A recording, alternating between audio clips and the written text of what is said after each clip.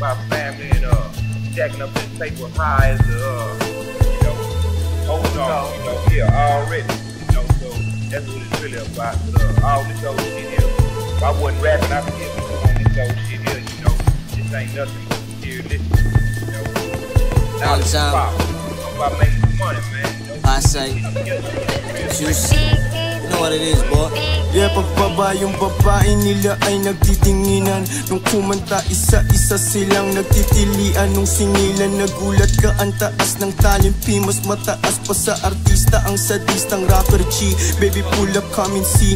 Na makita pagka red boys ronda sa kalsada, magdamag para mag-make noise. Kolektahin ng salapi pagtapos sumibat. Pera at kapayapaan lang pangarap lumipad. Makatikim dun ng bilat ng ibang lahi. Putukan, nakapiring man ay dilat pa rin kahit magsubukan. Gusto kitang putusan, masyado kang tirang paso.